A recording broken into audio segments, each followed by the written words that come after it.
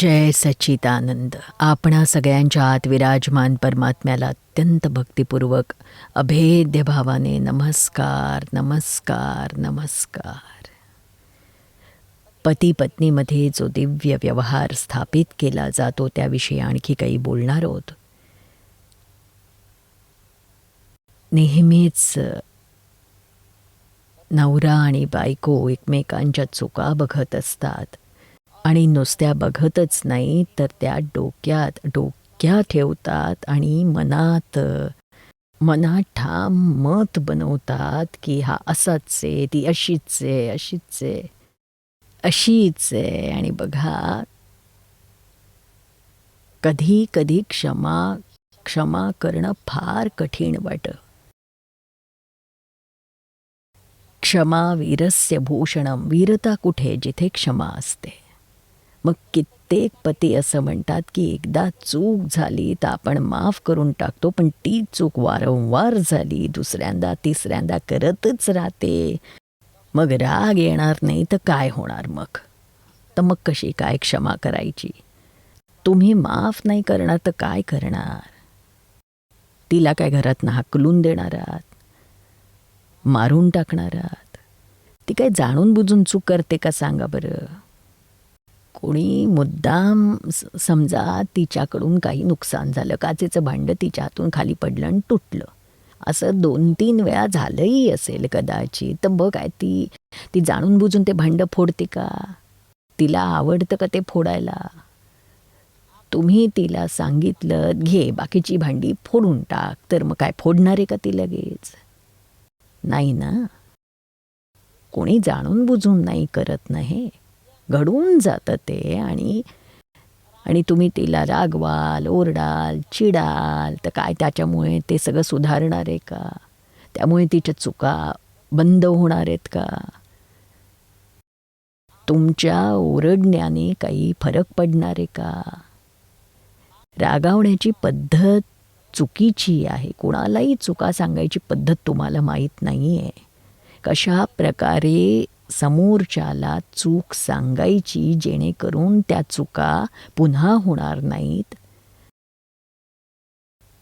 त्या चुका सांगितल्यावर त्याला वाईट वाटत असेल, समजा त्याचा अहंकार त्याच्या समोर उभा ठाकत असेल की मी थोडीच चूक केलेली आहे, मी थोडीच जाणून बुजून चूक करते. आणि एवढंच काय, समजा ती तोंडावर जरी नाही म्हणाली तरी मनात तर येतच असेल ना की काय तुमच्या चुका होत नाहीत का कधी? तुम्ही सुद्धा किती वेळा अशा चुका केल्या आहेत. मी थोडीच तुमच्यावर ओरडली आहे. मला काही अधिकार आहे का नाही तुम्हाला सांगायचा? तुम्हाला सगळा अधिकार आहे मला सांगायचा. असं तिचं मन बंड करून उठेल, विरोध करेल, निषेध करेल.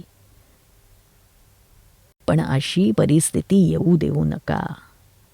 आपल्याला काय करायचंय तर समोरच्याला त्याच्या चुकांची जाणीव व्हावी, एवढंच नाही तर त्याला ते मनापासून वाटावं की नाही अशा चुका मी करणार नाही. तर अशा चुका समोरच्याला सांगून काहीतरी फायदा होईल. मग नाही तर मग नुकसानच नुकसान आहे हो. जर चुका दाखवल्याने समोरच्याला दुःख होतंय, त्याला तो अपमान वाटतोय, मग तो तुमचा द्वेष करणार आहे, वैर बांधणार आहे. हे बरोबर नाही आहे.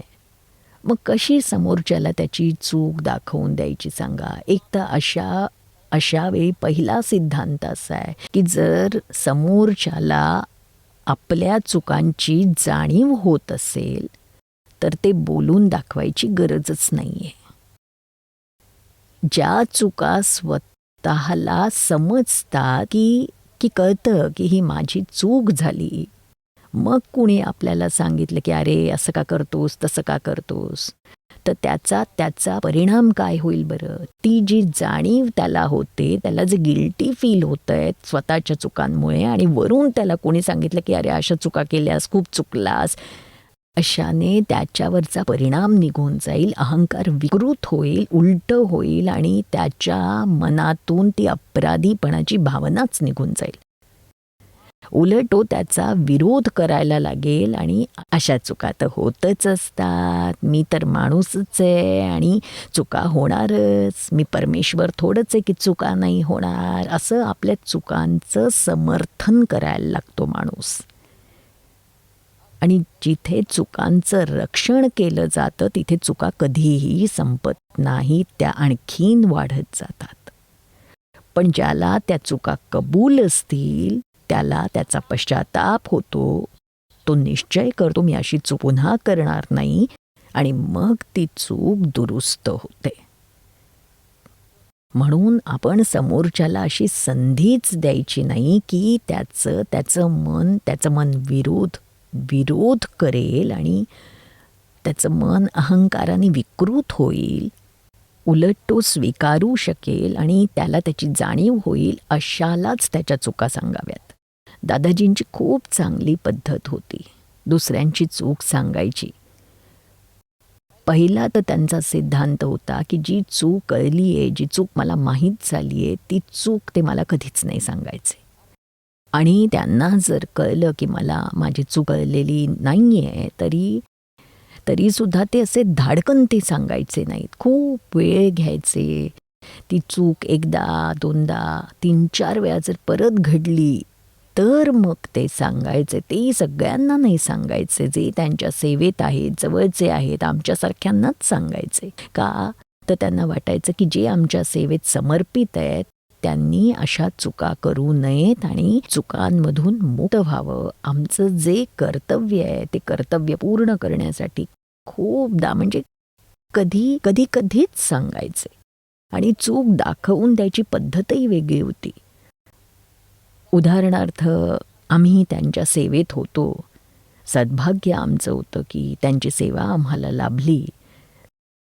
सगळं त्यांचं जेवण खाण, आजारपणात काळजी घेणं, सगळी त्यांची सेवा करायला मिळायची.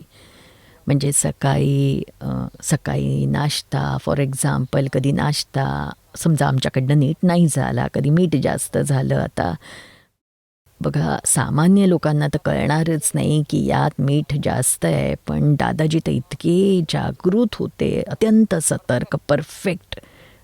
त्यांना थोडं जरी मीठ जास्त झालं तरी लगेच कळायचं आणि ते खूप जागरूक आणि उपयोग म्हणून खायचे. तर सतत 4-5 दिवस जास्तच मीठ पडलं तरी ते काहीही बोलायचे नाहीत.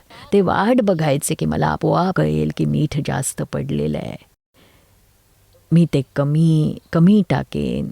कधी वाटायचं त्यांना की नाही कळलंय की मग ते आम्हाला फक्त एक खूण करायचे. आता खूण करायची त्यांची जी पद्धत होती ती अगदी समजून घेण्यासारखी आहे.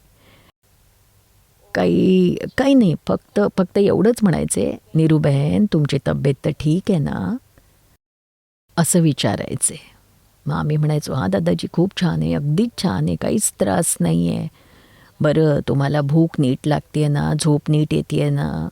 "हो." ते आम्ही म्हणायचो, "खूप छान येते, सगळं ठीक आहे, काहीच त्रास नाही आहे कशात." मग फक्त तेवढंच बोलायचे दादाजी. "मग ही अजागृती कशासाठी बरं?" बस तेवढंच सांगून सोडून द्यायचे आमच्यावर. आता विचार करण्याचं काम आम्हाला विचार करावा लागायचा की अशा प्रकारची अजागृती कुठून येते आमच्यात. मग सकाळपासून संध्याकाळपर्यंत दिवसभर दैनंदिन जो कार्यक्रम आहे तो व्हायचा. त्या सगळ्याचा रिव्ह्यू घ्यायचो आणि शोधायचं, बघायचं की कुठे काय चूक झाली आहे. खूप आत्मपरीक्षण व्हायचं, मंथन व्हायचं. मग त्या चुका ज्या दादाजी सांगू पाहतायत त्या चुका दिसल्या तर ठीक आहे, त्या नाही दिसल्या तर इतरही ज्या दिसत नव्हत्या त्याही दिसायच्या. किती फायदा व्हायचा बघा. आणि जर समजा आम्हाला काही कळलंच नाही चूक, तर मग मी दादाजींना विचारायचे की दादाजी मला तर काहीच समजत नाही की काय चूक होतीये, कुठे अजागृती होतीये, तुम्ही कृपा करून सांगाल का मला? तर मग सांगायचे की जरा नाश्त्यामध्ये मीठ जास्त पडतंय. बस दॅट्स इट. चुका जाणून घेण्याची वाट बघायचे ते. एवढंच काय, पण सांगितल्यावरही इतकं छान वाटायचं की अरे रे, मला तर किती मेहनत करावी लागली माझ्या चुका शोधायला, पण दादाजींनी सांगितलं ते खूप छान केलं. त्यामुळे उपकार वाटायचे, खूप उपकार केले की माझ्या चुका मला कळतायत आणि मी त्या चुकांमधून बाहेर पडू शकते. तर ही ही आगळीच पद्धत होती दादाजींची. ही पद्धत अनुकरणीय आहे. आम्हाला तर ही खूप आवडते, कारण आम्हालाही त्यांनी तसंच वागवलं आणि म्हणून आम्ही आमच्या जीवनात हीच पद्धत वापरलेली आहे. कोणालाही चूक सांगत नाही. आमच्याबरोबरही खूप सारी मुलं राहतात, ब्रह्मचारी आहेत, 50 भाई आहेत, काही भाई काही भगिनी आमच्यासोबत राहतात, एकाच घरात राहतात.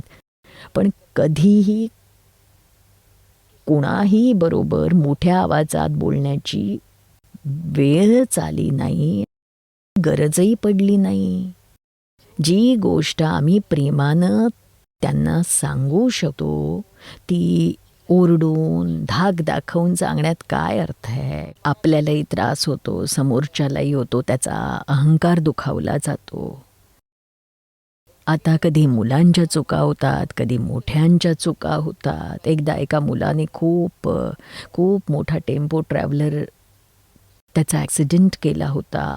30 फूट खोल खड्ड्यात घातला. गाडीचं तर नुकसान, त्याची तर काही किंमतच नाही. दोघं ड्रायव्हिंग करत होते, त्यातल्या चालवणाऱ्याला खूप लागलं. खूप सिरियस झाला होता एकतर. पण त्याची पुण्याई होती म्हणून वाचला, बराही झाला. पण मग ते वाहन मात्र खूप खराब झालं होतं आणि त्या जागी नवीन टेम्पो घेतला. आणि आम्ही एकदाही त्याला विचारलं नाही की का असं ड्रायव्हिंग केलंस, काय चूक केलीस, कोणाची चूक होती, काय झालं. कोणी जाणून बुजून तर असं करणार नाही. आम्ही एवढंच त्याला सांगितलं होतं की बाळा, रात्री ड्रायव्हिंग करू नकोस, तितकं सांभाळ. पण त्या दिवशी त्याने रात्री 11 वाजताच ड्रायव्हिंग सुरू केलं आणि अंधारामध्ये हे सगळं घडलं. तरीही आम्ही त्याला विचारलं नाही की का आमचं म्हणणं तू ऐकलं नाहीस. तो स्वतःच म्हणाला की निरुमांनी मला सांगितलं आणि मी त्यांचं म्हणणं ऐकलं नाही, त्याचा परिणाम असा झाला. आता मी अशी चूक करणार नाही, म्हणजे एकदा निरुमांनी सांगावं आणि मी ते करणार नाही. हे असं सगळं घडलं आणि मग दुसरा नवीन टेम्पो ट्रॅव्हलर घेऊन आले. मग त्याची डिलिव्हरी घ्यायची होती. मग कोण ड्राईव्ह करून घेऊन जाणार शोरूममधून, त्याविषयी सगळी मुलं आत डिस्कस करत होती. मग ज्याच्याकडून ॲक्सिडेंट झाला होता तो मुलगा अजिबात पुढे यायला तयार नव्हता. तो मागे मागे सरत होता. त्याला वाटत होतं की आता मी आयुष्यात कधी गाडी चालवू शकणार नाही. बघा, त्या 4ही मुलांना आम्ही बाजूला केलं आणि याला म्हटलं की बाळा, इथे ये, ही घे चावी आणि तू स्वतः जाऊन घेऊन ये ती नवीन गाडी. तुलाच जावं लागणार आहे आज. तू स्वतः चालवून घेऊन ये. तेव्हा त्याचं मन इतकं भरून आलं, त्याला उचंबळून आलं. तो म्हणाला, तुम्ही मला हे करायला सांगताय? आम्ही म्हटलं, का बरं नाही? जर का आज तू गाडी चालवली नाहीस तर उभं आयुष्य तू गाडी चालवू शकणार नाहीस. ही भीती काढून टाक, ही मनातली सायकॉलॉजी सगळी काढून टाक. असा काही रोज रोज ॲक्सिडेंट नाही होत, तसं कोणी मुद्दाम करत नाही. आयुष्यात कधीतरी एखाद दिवशी असा ॲक्सिडेंट होतो. एकदा होऊन गेला की कर्माचा हिशोब पूर्ण झाला. आता घाबरू नको, आता हिम्मत गोळा कर आणि आम्ही तुझ्याबरोबर गाडीत बसून जिकडे म्हणशील तिकडे येऊ. तुझी ही भीती निघून जाईल. आणि खरोखर त्याची ती भीती निघून गेली. नाहीतर मानसिकता एवढी बिघडते की मग गाडी स्टेअरिंग हातात धरताना हात कापतात. एकदा झाला ॲक्सिडेंट, पुन्हा झाला तर ही भीती मनात घर करून राहते. म्हणून त्याचाही विचार करायला हवा. आपलंही ते कर्तव्य आहे. आपण समजूतदार आहोत, आपण मोठे आहोत, आपण सगळ्यांना सुधारायला जातो. खरं सांगायचं तर कोणालाही सुधारायला जायची गरज नाही आहे. खूप मोठं सूत्र आहे दादा भगवानांचं त्यांच्या जीवनातलं, की कोणालाही सुधारू नका, स्वतःला सुधारा. तुम्ही स्वतः सुधारलात तर सगळं जग सुधारेल. ज्याची दृष्टी सुधारली त्याची सृष्टी सुधारली. म्हणजे इथे कोणी कुणाला सुधारत नाही, स्वतः सुधारतो आणि मग त्याला बघून दुसरा सुधारतो. असं सांगून शिकवून कोणी सुधारत नाही. तो बघतो आणि इतरांच्या वागणुकीत काय आहे ती वागणूकच सगळ्यात मोठी शिकवण असते. बघून बघूनच शिकतो माणूस. जे बघेल तेच शिकेल, जे बोलेल ते नाही शिकणार. म्हणजे अशा प्रकारच्या चुका माणसांच्या होत असतात, प्रत्येकाच्या होतात, आपल्याही होतात.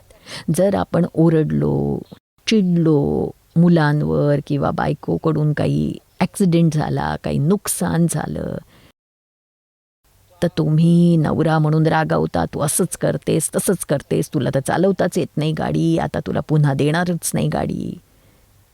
मग बायको काय म्हणणार की की तुम्ही मला काय सांगताय, तुम्ही सुद्धा त्या दिवशी गाडी ठोकली होती. बघा काय राहिलं बरं. तर अशा प्रकारे आपण जर त्यांना चुका सांगितल्या तर समोरचा आपल्यालाही चुका सांगतो. तर हे असं एवढी वेळ यायला नको. बघा, समोरच्याला आपल्या चुकांचा स्वीकार असावा आणि त्याने त्या स्वीकारून त्या चुकांमधून बाहेर पडण्याचा निश्चय करावा आणि मग समजायचं की आपण चूक सांगितली, त्याची त्याने काहीतरी किंमत ठेवली. आणि त्यातला एक सिद्धांत दादाजींच्या जीवनातलाही होता आणि तोच आम्ही आमच्या जीवनातही अंगीकारतो की व्यक्तीची किंमत आहे, वस्तूची किंमत नाही आहे. व्यक्तीसमोर वस्तूची काही किंमत नाही आहे, काहीच नाही आहे. व्यक्तीचं मन दुखावू नये, व्यक्तीच्या अहंकाराला ठेच लागू नये, हे आधी बघायची गरज आहे. एखाद्याचं मन दुखावलं, त्याच्या अहंकाराला तडा गेला तर सगळं आयुष्य ते सांधण्यासाठी खर्ची पडेल. त्याचा मेळ साधायला गेला तरी ते साध्य होणार नाही. म्हणजे आधी धाडकन सगळं तोडून टाकायचं आणि उभं आयुष्य मग जोडायचा प्रयत्न करायचा, हे नाही आहे. कोणी सांगितलंय आणि ते घडणार कसं?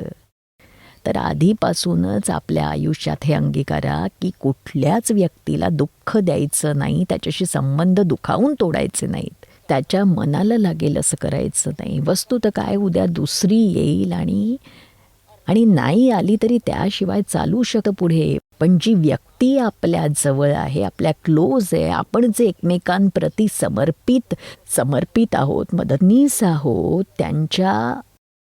त्यांच्या बाबतीत हे आपलं कर्तव्य आहे की आपण त्यांची किंमत ठेवावी, त्यांना अप्रिशिएट करावं, त्यांना दुःख देऊ नये. तुमचं खूप मोठं नुकसान झालं तरी व्यक्तीला कधी टोकायचं नाही. एक दादाजींच्या आयुष्यातले खूप चांगलं उदाहरण आहे. आणि एकदा एका भाईंवर त्यांनी एक काम सोपवलं होतं आणि त्याच्याकडून खूप मोठी चूक झाली. त्या भाईकडून खूप मोठं नुकसान झालं होतं, लाखो रुपयांचं नुकसान झालं. दादाजी परदेशात गेले होते. परदेशातून परत आल्यावर त्यांना कळलं की असं नुकसान झालेलं आहे. इतर लोकांनी सांगितलं की असं नुकसान या माणसाकडून झालं आहे.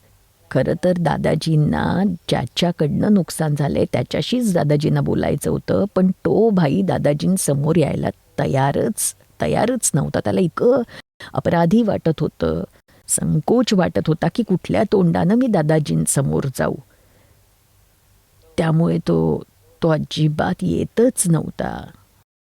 शेवटी दादाजींनी त्याला निरोप पाठवला की तुम्हाला बोलवलंय दादाजींनी, तुम्ही या, खूप आठवण काढतायत ते.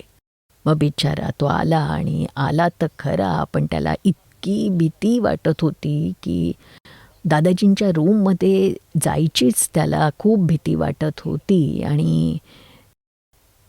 आणि जेव्हा त्याने दरवाजा उघडला, दादाजींनी बघितलं. इतक्या प्रेमाने, इतक्या करुणेने, प्रेमाने ते म्हणाले की ये, अरे मी तर तुझीच वाट बघत होतो खूप.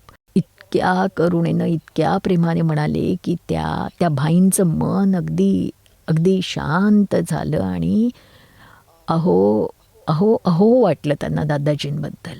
मग त्यांनी त्याला जवळ बसवलं आणि ते म्हणाले, की असं घाबरायची काय गरज आहे?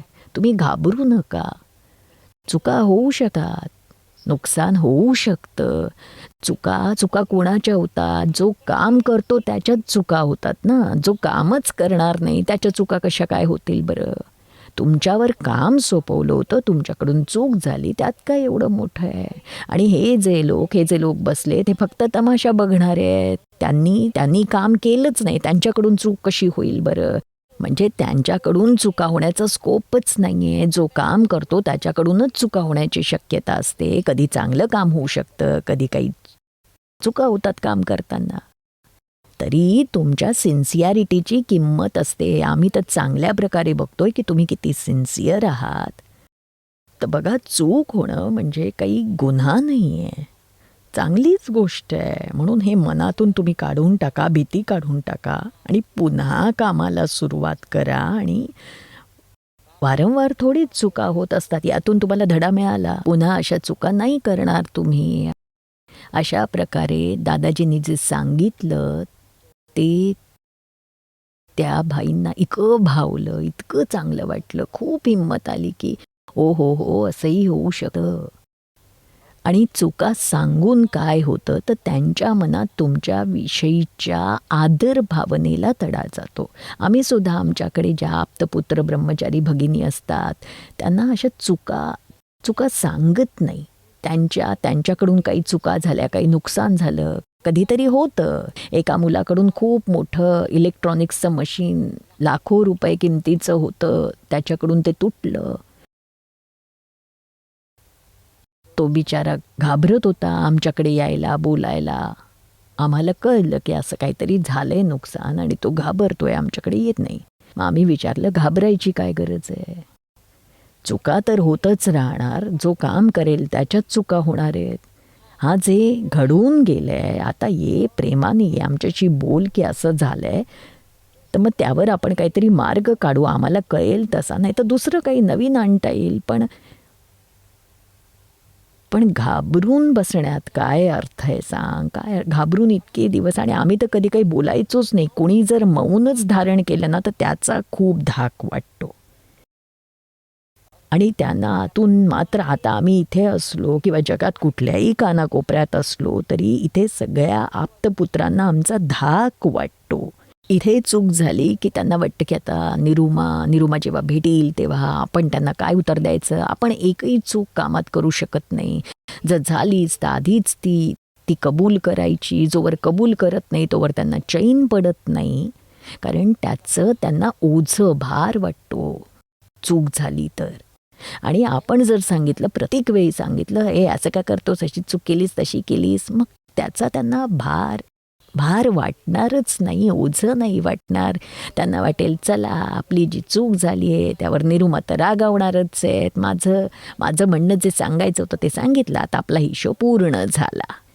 अशा प्रकारे हिशोब पूर्ण करण्यात काही अर्थ नाही आहे. पण खरं तर आपला हिशोब केव्हा पूर्ण होतो, जेव्हा त्या चुकांची त्या समोरच्याला स्वतःला जाणीव होते. एवढंच काय, पण तो पुन्हा अशी चूक मी करणार नाही असा दृढ संकल्प करतो, तेव्हाच आपलं हे वर्तन सार्थकी लागतं. म्हणून मौनाचा धाक खूप मोठा असतो, खूप भारी असतो. आणि आपण प्रेमाने तर सगळ्या जगाला जिंकू शकता हो. प्रेमाने तर तुम्ही सगळं जग जिंकू शकता. तेच दबाव आणून त्यांना धाक धपटशा दाखवून नाही जिंकू शकत. प्रेम ही एकच अशी गोष्ट आहे की जिच्यामुळे सगळे वश होतात. ते वश झालेले कायम टिकतात, परमनंट. हीच सगळ्यात उच्च गोष्ट आहे जीवनात. आणि प्रेमाचं शस्त्र 2.5 अक्षर प्रेम का पढे सो पंडित होय, संत कबीरांनी म्हटलंय ना. पोथी पोथी पढ़ जग मुआ, पंडित भयान कोय, 2.5 अक्षर प्रेम का पढे सो पंडित होय.